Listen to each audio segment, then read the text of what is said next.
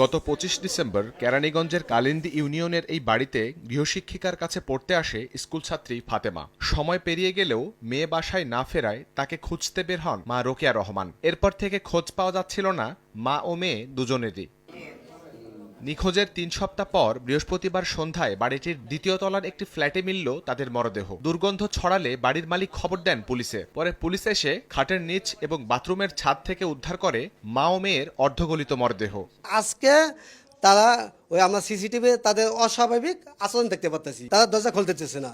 তারপর জোর করে দরজা খোলার পর দেখতেছে গন্ধ। টিপুলানকে ফোন দিয়ে তাড়াতাড়ি পুলিশ আনো। এই পুলিশ আনে তারপর এই আসামি, আমরা এই ভিকটিমকে আসামি সব তাদেরকে আমরা ধরে দিছি।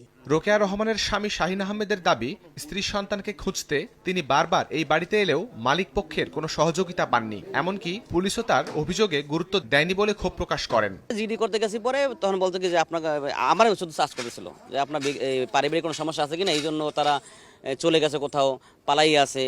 21 দিন পর্যন্ত আমি থানায় 100 বারের উপরে চলে গেছি। যারা এখন বর্তমানে যারা মানে আসামি দেয়, ওনারা ওই গেটের ভিতরে দাঁড়িয়ে বলতেছে কি যে দেখেন স্যার ওনারা চলে গেছে, ওনার মেয়ে চলে গেছে, এখন আমাদেরকে চার্জ করতেছে। আমরা চলে যাওয়ার পর আমাদের দায়িত্ব আর নাই।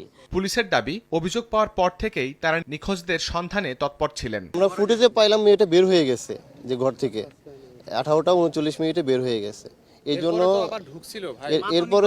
এরপরে যে ঢুকছিল, আমরা সামনের সিসি ক্যামেরা ফুটেজগুলো দেখতে চাইছিলাম যে এই মেয়েটা কোন দিকে মুভমেন্ট করে। মা হচ্ছে এই বাসায় না, মা তার ভাড়াটিয়া বাসা থেকে বের হয়েছে। আমরা ওই সিসি ক্যামেরা ফুটেজ সংগ্রহ করার চেষ্টা করতেছি।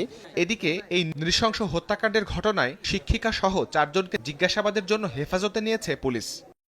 এখনো কাউকে দেখানো হচ্ছে না, জিজ্ঞাসাবাদ চলতেছে। 3 বোনের মধ্যে একজনের বয়স 22 বছর, একজন 15 বছর, একজন 11 বছর।